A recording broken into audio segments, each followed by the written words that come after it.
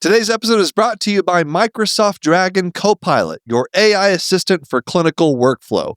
Learn about how Dragon Copilot can transform the way you work. Stick around after the episode or visit aka.ms/knockknockhi. Again, that's aka.ms/knockknockhi.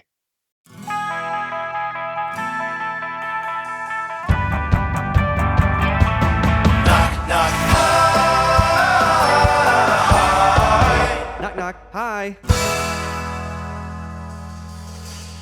Hello, everybody. Welcome to Knock Knock Hi with the Glaucomfleckens. I am Dr. Glaucomflecken, also known as Will Flannery. I am Lady Glaucomflecken, also known as Kristin Flannery. I watched the SNL, the SNL 50. We watched that together. Mm-hmm. That was fun. So I've been, the algorithm on TikTok has been feeding me SNL skits. Sure.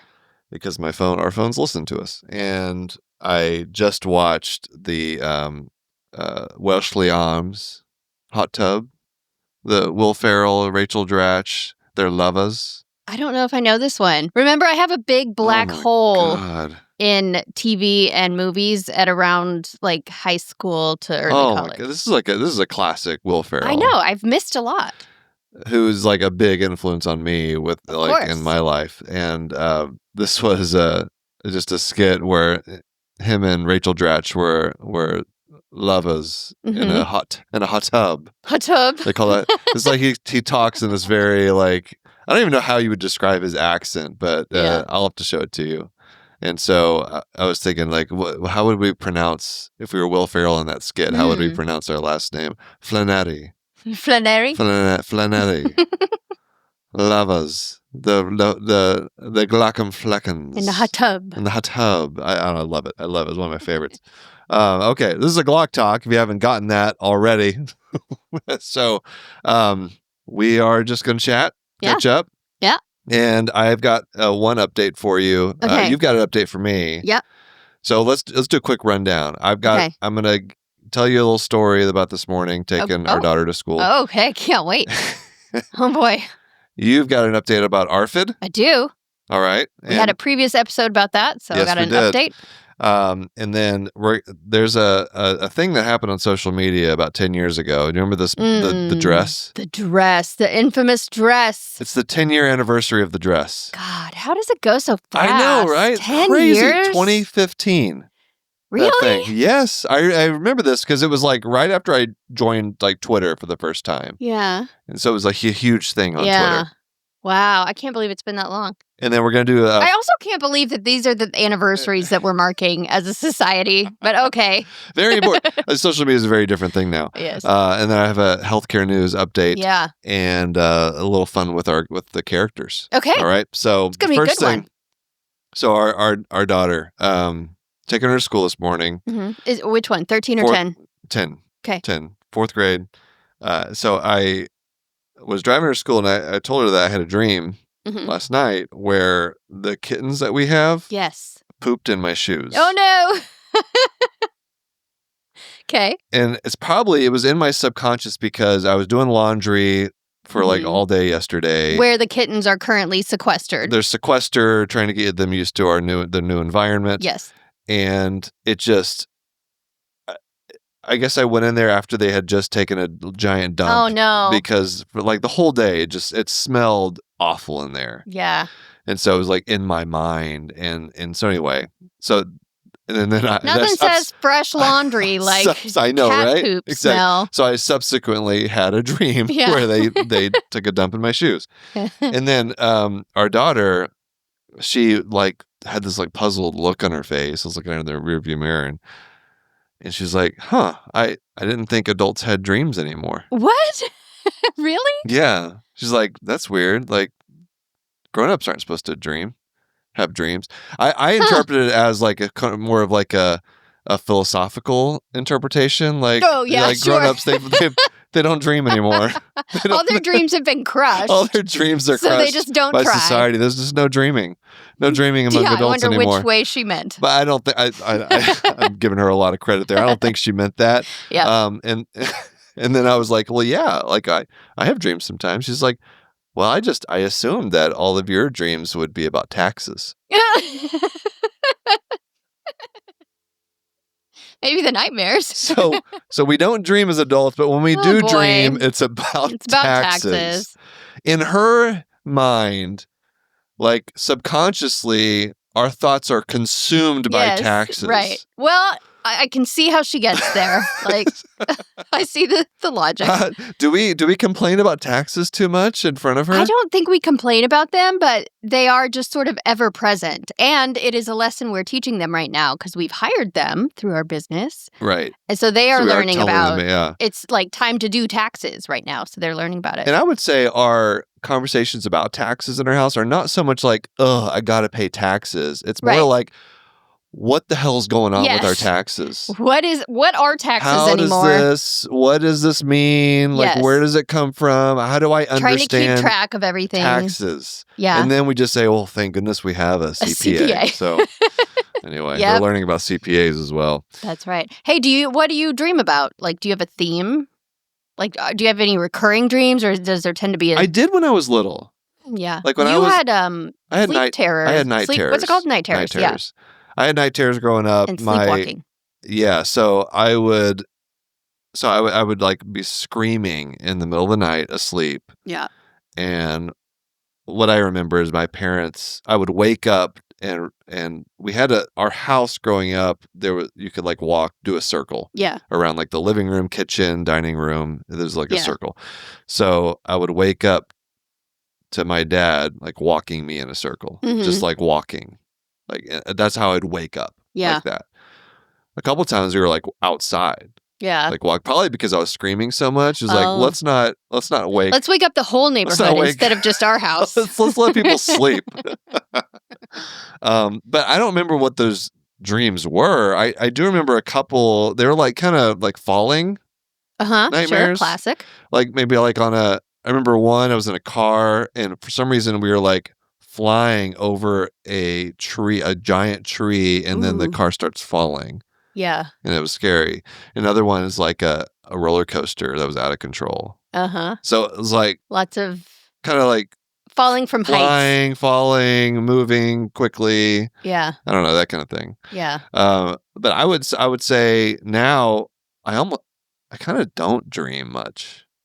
Like, well, I don't know. Or I don't. Yeah, but everyone does. But you may not. It. Right. You may not wake up in the correct part of your sleep cycle to be able to remember. I want a dream expert on here. Let's that would be fun. Let's get someone talking about dreams here. Yeah. Do we need maybe like a sleep person? Yeah. I think we've had a sleep medicine. We should do it again if we haven't, because we got a lot of sleep issues in our family.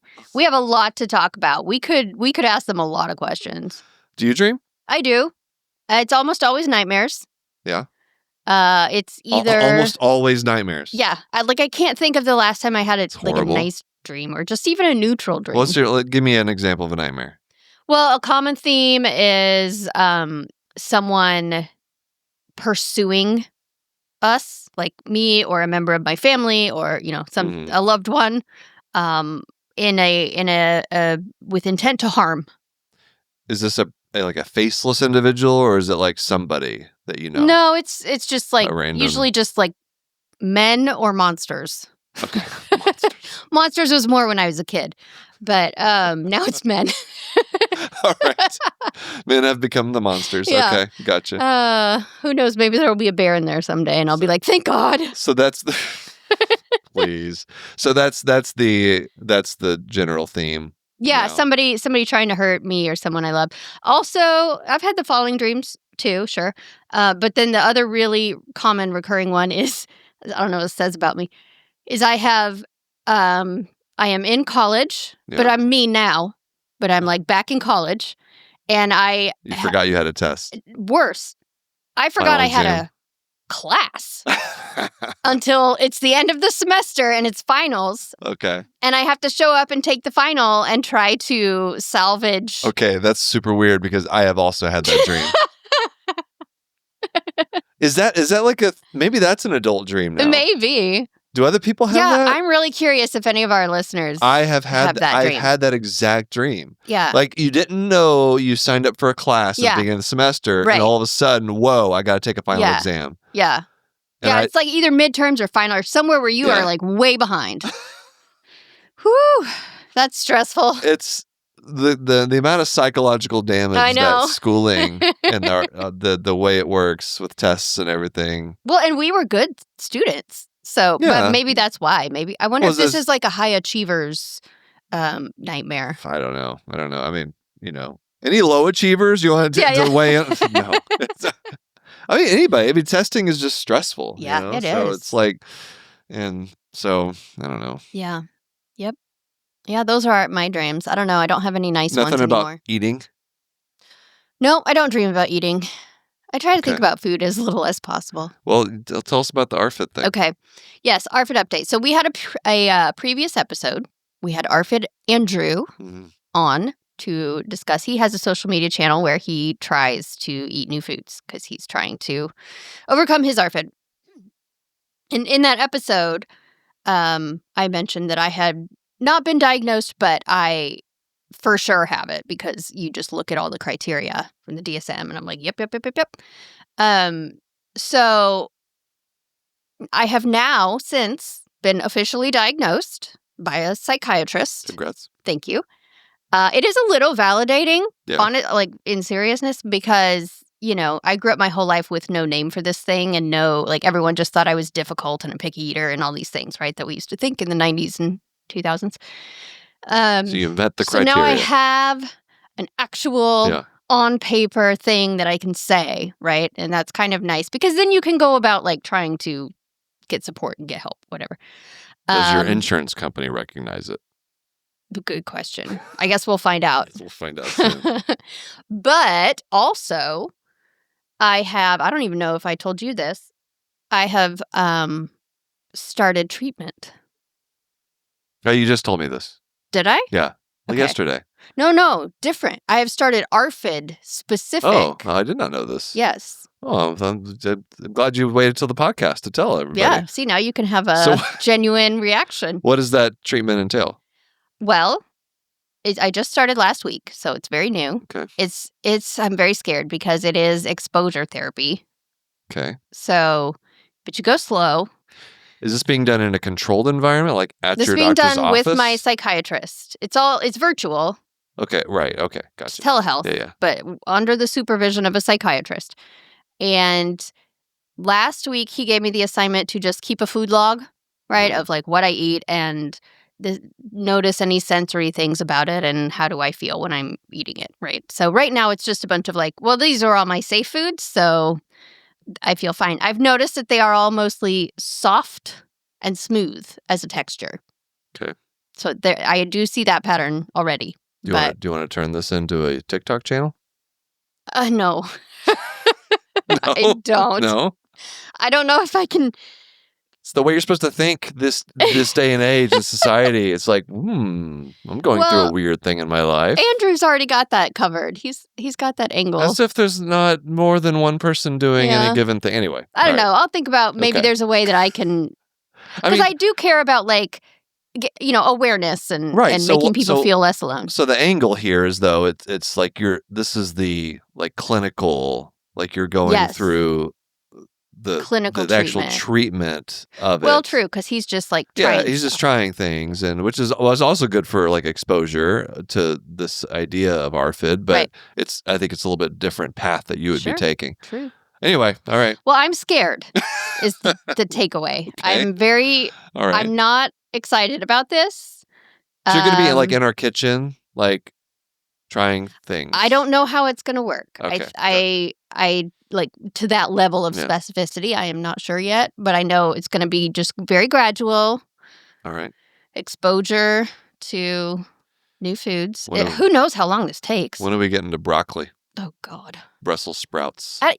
Just no. Let's keep our expectations reasonable. All right. Gradual. How often do you meet with this person?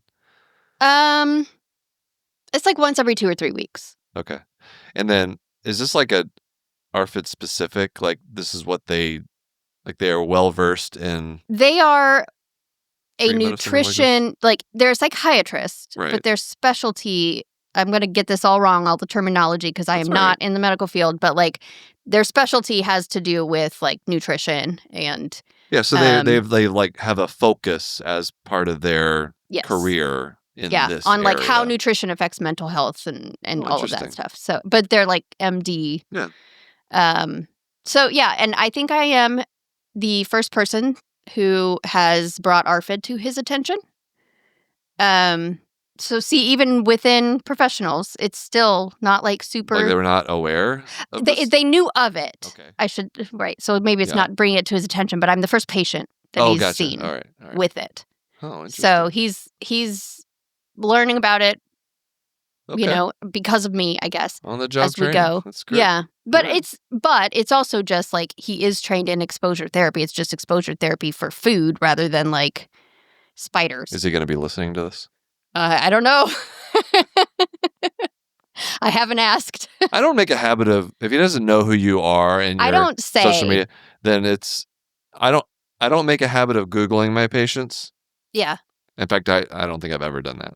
Yeah. So I think and you're my probably face safe. is not as recognizable as yours to the medical professionals. Although you were recognized. I know it's not You've been recognized. completely unknown, Yeah. but it is far less known.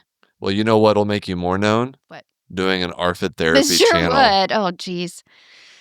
Ooh, I don't. We'll see if I get there. I don't know if I can commit to that right now. That feels. No pressure. I'm getting like racing heart rate. I'm gonna be flushing soon. That's scary.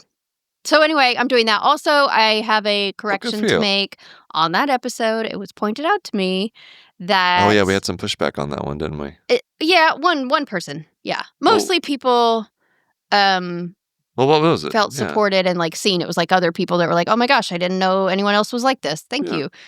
Well, it was that there were a few things in there, but one was it is actually classified as an eating disorder, and I think that because I am also learning. Like I said, we did not have this information for most of my life. It is. I said it's not an eating disorder, it's a feeding disorder. Oh, okay. Which is when I learned about it, that's what the information was. But I guess now it is classified as an eating disorder. It just doesn't have a body image component to it. It's not about body image, it's about like a food phobia. I see. Okay. So I stand corrected. No, that's good. That's helpful feedback. Yeah, sure. Because terminology is important. Yeah. And so, that's okay. So it is an eating disorder. I guess so. It makes sense. Yeah, I mean, it's disordered eating, so sure. All right, well, let me know if we need to start buying asparagus or something. Like what? No, I think that's well down the road. Yeah, okay. All right. Well, let's see. Yeah. You want to take a break? Let's do that. All and right. We'll come back with a little healthcare news. Okay. Hey, Kristin. Yeah. I've got some friends I'd like you to meet. I see that. You seem a little too friendly with them, I have to say. Aren't they cute? Sure. With the little beady eyes and their little hands. Are they hands? The claws? I don't know. Appendages. Okay. How about that? Yeah, it works. But anyway, they'd like to say hi. Okay. They'd like to say hi. Okay. Wonderful. They're not, look, the one's sticking around. It sure is. All right. Right on my mic. These little guys are Demodex, and they live on your eyelashes. Yeah. And they can cause flaky, red, irritated eyelids. See, that's not cool. You just that's kind of want to like rub them. You're not welcome here if you're going to do that. And it's caused sometimes by these little guys. Yep, that's rude. Demodex blepharitis. But you shouldn't get grossed out by this. Okay. All right, you got to get checked out. Yes, get checked out. To find out more, go to eyelidcheck.com. Again, that's EYELID check.com for more information about these little guys and Demodex blepharitis.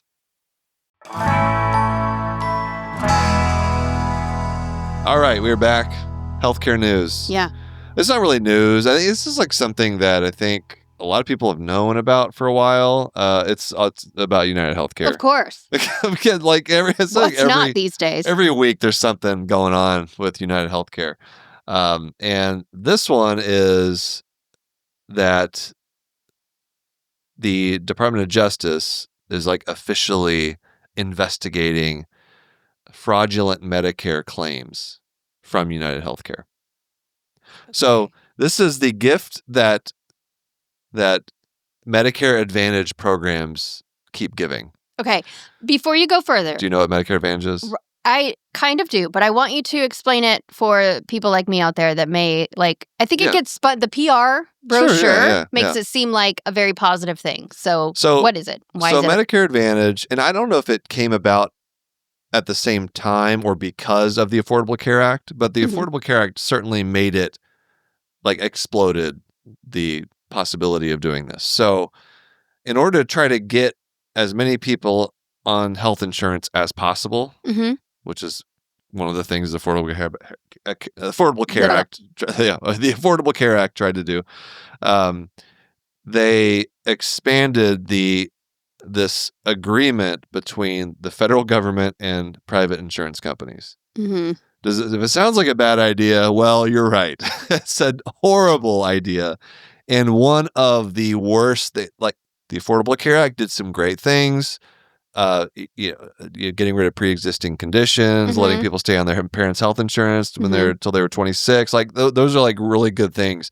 It also did some really not good things, which is marrying the CMS, which is Medicare, Medicaid, CMS with health insurance. It allowed private health insurance companies to get in the government funding business. Yeah.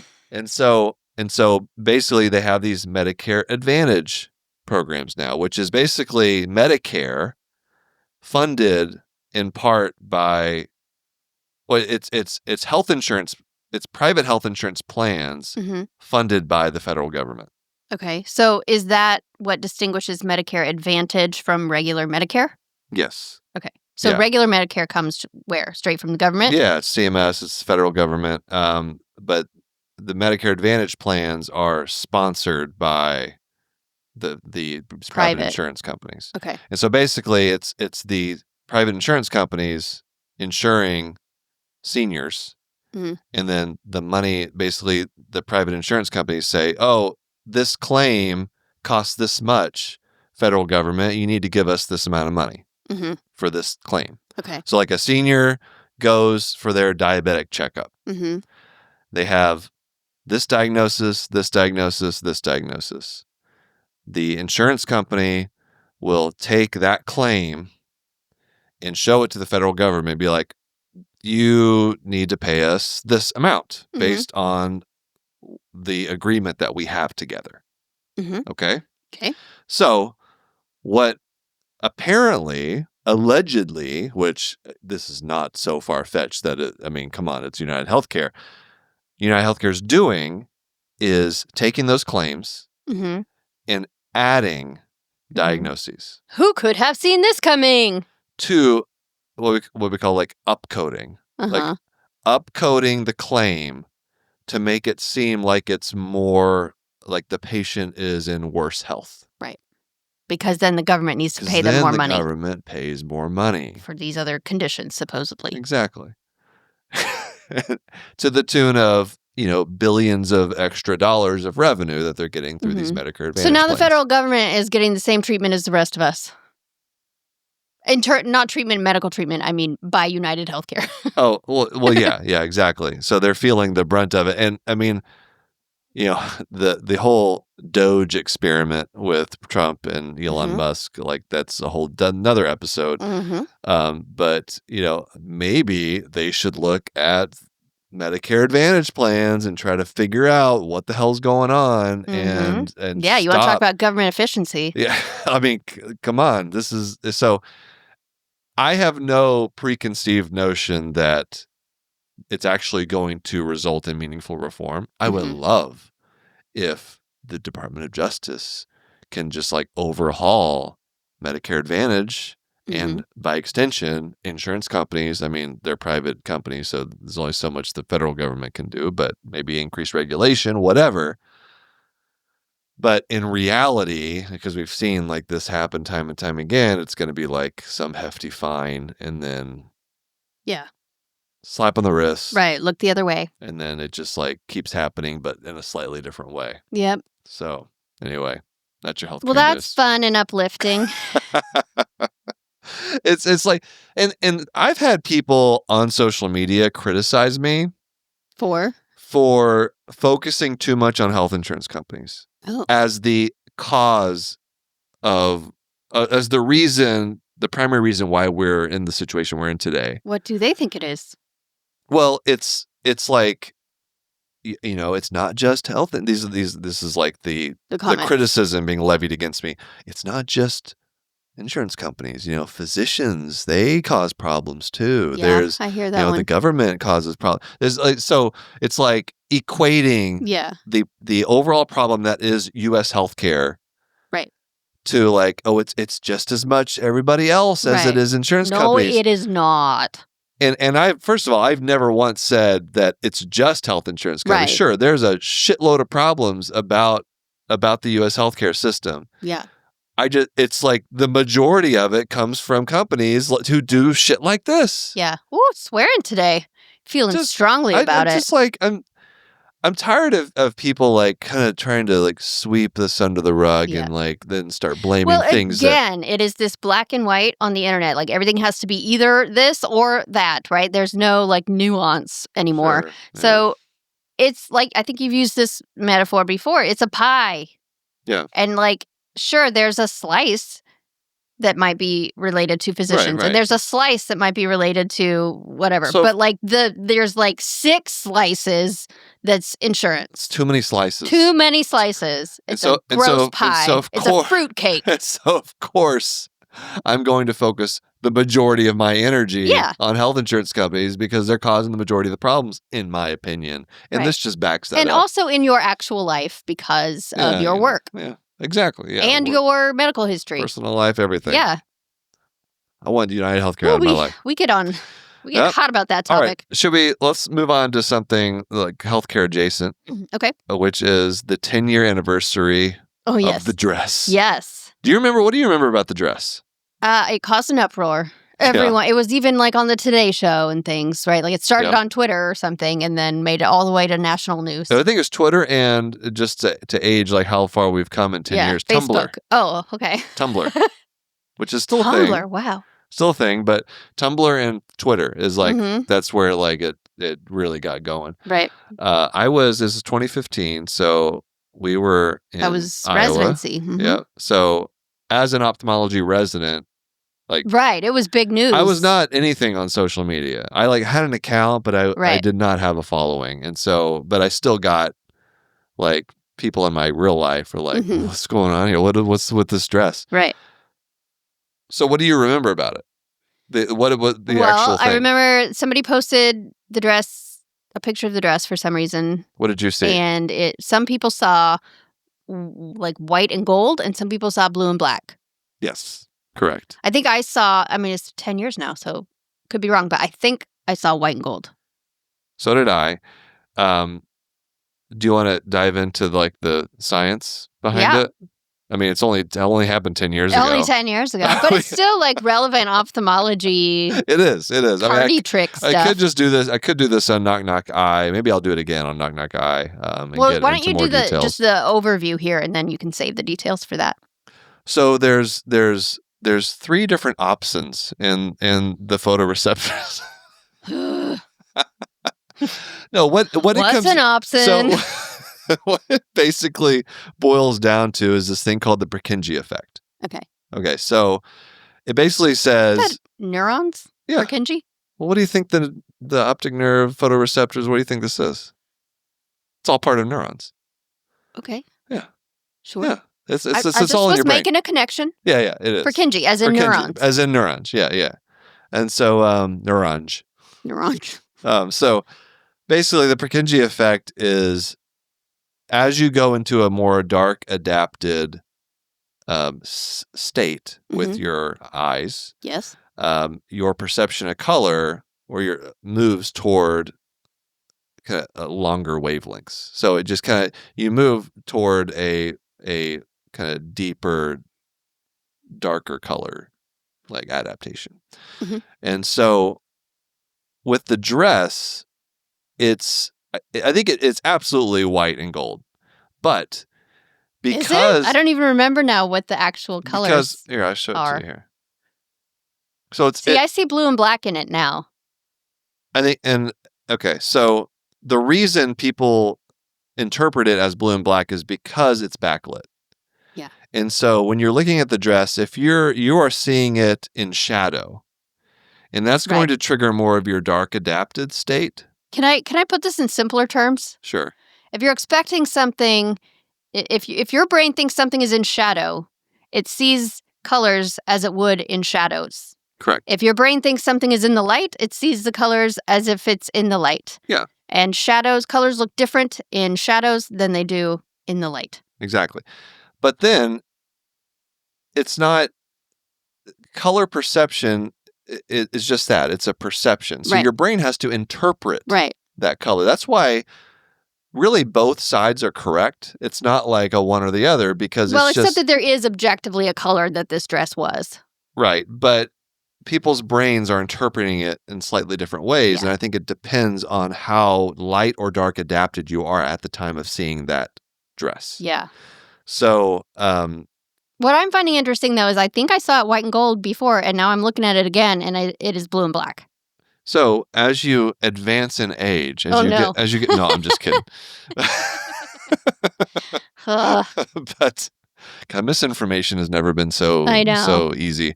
And so I think it's just, and you can kind of make yourself see a different color, but like if you look at it and okay, it's backlit, it's like it's daytime, I know that it's backlit, so that I'm seeing the dress in shadow, then you can kind of trick your brain into like filtering out those darker colors, like that silvery, deep, like blue, black, because your brain is in shadow, so I need to correct for the fact that it's in shadow. Yeah, you correct it. Your brain corrects it, and so you still see it as white and gold.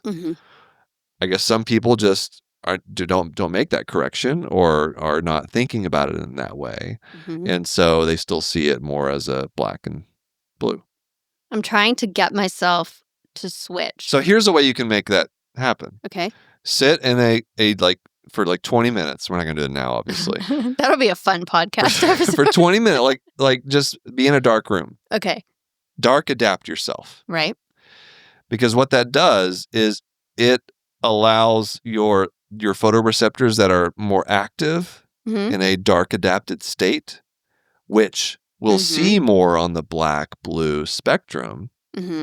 So sit in a dark room and then look at the dress. And then it'll seem like it's light. It'll see more because those are the photoreceptors that are more active at that particular moment. And so you will see more of the darker colors. I'm confused because I am seeing more of the darker colors. Maybe your brain's just I'm seeing blue and black.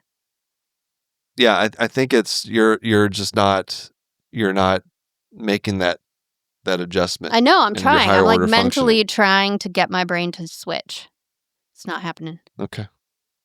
What do I need to imagine rather than sitting in a dark room? Can I do a visualization to get me to switch? I don't know. So if I would need to think about I don't think you can being very dark. I think it's you could try that. You could just close your eyes for a bit. Like if I'm looking at that dress and I think to myself that dress is in a shadow versus if I look at the dress and I think to myself that dress is well lit. Right. Can you do it? I'm trying. I don't think I can. It's not on the spot. Human color perception is such a weird thing. Yeah. And it's well, I'm really kind of freaked out by this that back then I saw white and gold and now I don't. That's bizarre. Brains are weird. Maybe you've killed off some of your color photoreceptors. How dare you? Some of your high wavelength or low wavelength, I guess it would be. Well, whose fault is that? I'm married to an ophthalmologist. You should be protecting my vision. Maybe it's all the blue light. No, I don't want to say that. People will take that seriously. Yeah, really.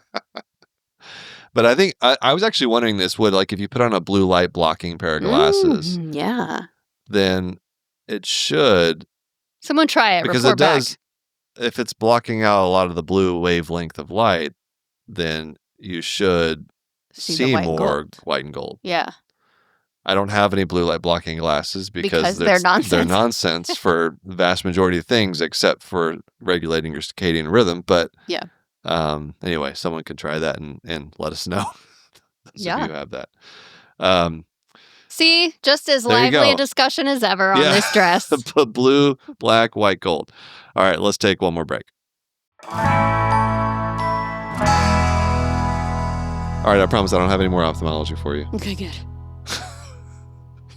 I didn't even get into the visual photo transduction pathway. You can do that on Knock Knock Eye.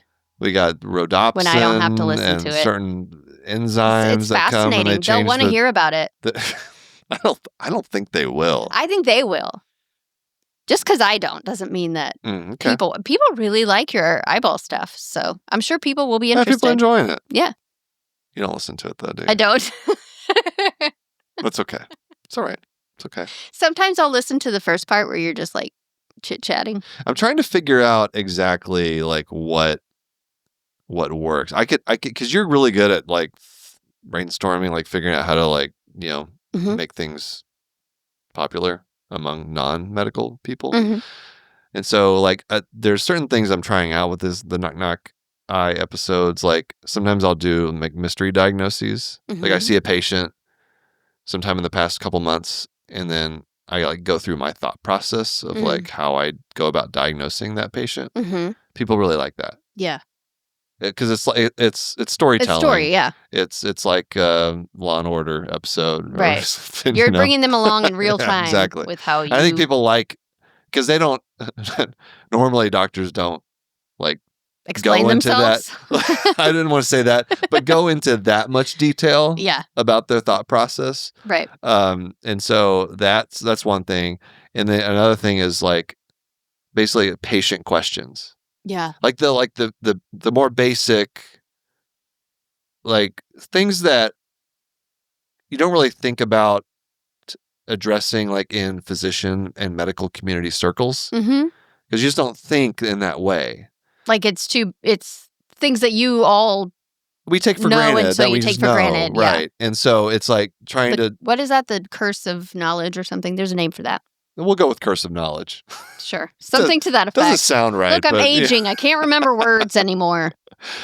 So anyway, I just did an episode with like 10 questions like that. So I don't know. I'm still trying to figure it out. But then I had an episode recently that was like did not do as well. So I don't know. I'm trying to.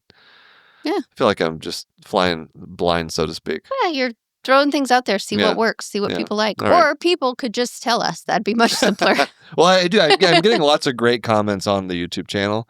Yeah. And so I've been reading a lot of those. Right. But yeah, people can actually tell us what they want to see on any of these episodes. Knock Knock Eye or Knock Knock High.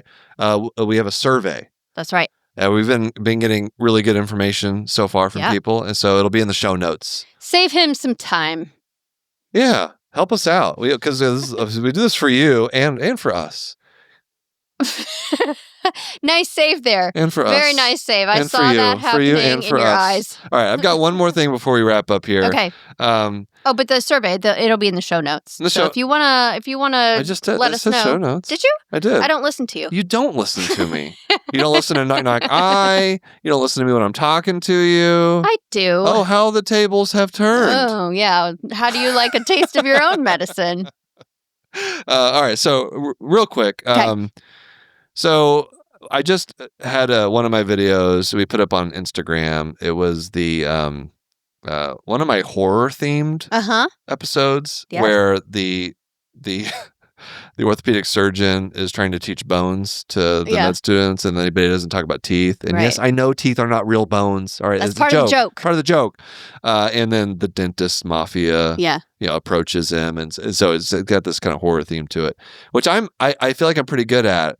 But you don't like horror movies, right? So I was thinking, like, you're a rom-com fan. No, I wouldn't say that. No? No. Well, I was just saying, what's a genre that you really enjoy that you could, like, help me come up with? Oh. You like it when you like movies where people fall in love? I mean, not rom-coms are so cheesy. Yeah, so are some of my videos. Well, sure. I guess that would be a good fit for church, for sure. So if you're leaning into the cheesiness. I guess my question for you is, which of my characters should fall in love? Oh, wow. What do you think? Well, Like I had a 2-episode arc where there was a physical therapist and an orthopedic. No, I thought it was an occupational. Sorry. A physical therapist and an occupational therapist. Yeah. That fell in love over resistance bands. Right. And a really bad wig. And then I had people also telling me to get speech therapy involved. Oh, okay. But I wasn't ready to do some kind of like menage type situation. Oh, okay. It could be a love triangle. A love triangle. Well, that would be a little bit better. Yeah. Easier to film. Yeah.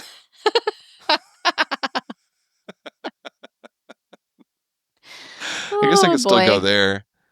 Is there anything else?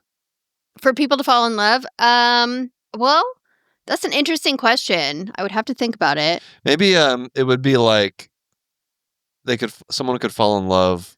I was thinking like there's already a burgeoning relationship between family medicine and Jonathan. Okay, sure. Right? Yeah. Like just kind of that could get weird. A lot of nodding involved. Yeah, a lot of nodding. And so like that's one way I could. I'm just trying to like bring in some positivity. Yeah. To the It'd be universe. Interesting and complicated if the psychiatrist fell in love with someone. I think he would fall in love with himself. You think? I think surgery would fall in love with himself. Well, in a different way for psychiatry, because they just like hit the ultimate challenge is to. Should you do that shtick where you're talking to yourself in the mirror? You know, psychiatry is talking to himself. I did that once. Did you? Yeah, I did when the psychiatrist goes to therapy. Oh, okay. He did therapy on himself. He had the handheld mirror. And right. So that was incredibly difficult to film, actually. Bet. All right. Well, we'll keep brainstorming that one. Yeah. Try to figure out some different, just exploring different relationships. Yeah. You could tell us that on the survey, too, if you want, while you're at it. Which of my characters do you want to fall in love with each other? All right. That's our episode. That's Glauc Talk for today. Thank you all. Let us know what you thought. Again, you can email us, knockknockhi@human-content.com. Hang out with us on our social media platforms. Our YouTube channel, by the way. All the episodes are up on our YouTube channel at Glauc and Fleckens, Knock Knock I and Knock Knock Hi. And Glauc Talk. And they're all the same it's all the same thing, except one of them Kristin doesn't watch. And so, but you can leave comments for us. We always read those YouTube comments, and we may read your questions here on the episode. You can also hang out with us and our Human Content Podcast family on Instagram and TikTok at Human Content Pods. Some great pods coming out. That's right. Already out. Lots to listen to over there. That's right. Preston Roche and Margaret Duncan. Thanks to all the great listeners leaving feedback and reviews. We love those. If you subscribe and comment on your favorite podcasting app or on YouTube, we can give you a shout out. Like today, Rudy on Apple Plus. Oh, sorry, on Apple Plus. I'm just saying Apple. It's Apple Plus. TV? Apple TV? Yeah, Apple TV. I don't know. We're old. I think it's Apple. Apple Plus is the name of the network. The Apple. I think I'm right there. Disney Plus. Oh my God, I can't even keep a track. So Rudy on Apple said A+ pleasure. That's why I was like really like said I originally found Glauc and Flecken on TikTok, then heard about the podcast and started from the beginning. Wow. Started from the beginning. That's a lot of episodes. It's a while back. Yeah. The banter between you two is so funny from a relationship standpoint. That's good to hear. Yeah. That's so. Why do our kids get so tired of us Because bantering we're their back parents. and forth? I absolutely love the interviews, and believe it or not, the information is wonderful. Believe it or not. I love it. Exactly. You're in the guest, but a whole new understanding on so many topics. Just got to the first episode of Glauc Talk, and no offense, Lady G, but I agree with Doctor on being on time. Most that question is also in the survey. It is in the survey. Who is correct? Keep up one of the best podcasts, and I hope someday to see a show. Oh, thank you, Rudy. That was very thoughtful. Again, full video episodes are up every week at Glauc and Fleckens on YouTube. We also have Patreon. Lots of cool perks, bonus episodes, react to medical shows and movies. We got to do the Pit. Ooh, yeah. I keep seeing clips from the medical community. Keep showing clips of the Pit. Yeah, people really like that show. It's a good one. Also happens to have Noah Wiley, a favorite of me. Once dressed up as him for Halloween as John Carter. Did you really? John Carter. How old from were ER. you? High school? No. College? This is like 3 years ago. What? Okay. Yeah. I'll have to show you the photo. All right. Maybe we'll show everybody else too. Hang out with other members. On Patreon.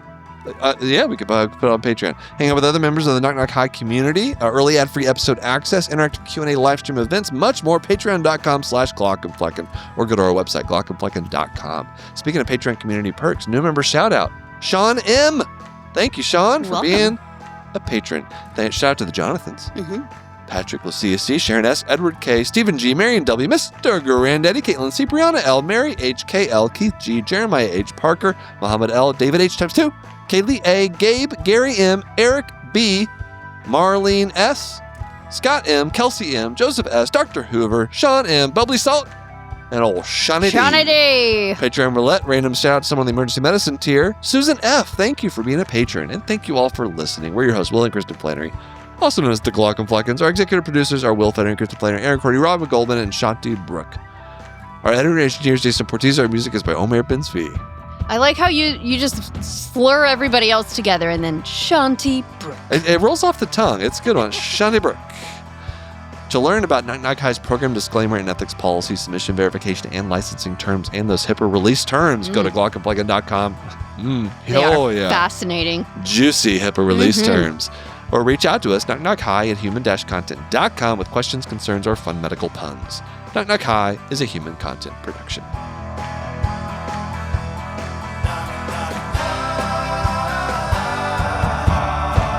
Knock, knock, goodbye.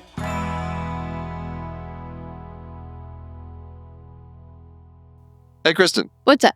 You know what character people like the most? Easily Jonathan. Yeah, 100%. Everybody loves Jonathan. Everybody wants a Jonathan as part of their healthcare team. Yeah, who wouldn't? Well, I can't give you Jonathan. Well, that's too bad. I can give you Microsoft Dragon Copilot. Okay, well, Yeah. that might be even better. This is your AI assistant for clinical workflow. It's incredible. It helps to streamline documentation, which is one of the hardest parts of being a physician these days. Yeah, it allows you to automatically convert conversations into specialty-specific notes. That's pretty cool. It really is. You can customize commands and templates, and it also helps you to summarize notes and evidence, and just makes your job so much easier by taking away some of that administrative burden. Yeah. To learn more about how Microsoft Dragon Copilot can work for you, visit aka.ms/knockknockhigh. Again, that's aka.ms/knockknockhigh. Thanks for watching the episode. You can find more on that playlist over there. If you prefer to listen, or you just had your eyes dilated, you can binge full episodes wherever you get your podcasts, or join the party over on Patreon, where you get early access episodes, hang out with us, get lots of exclusive bonus content. Hope you subscribe, leave a comment below. Let us know what you think.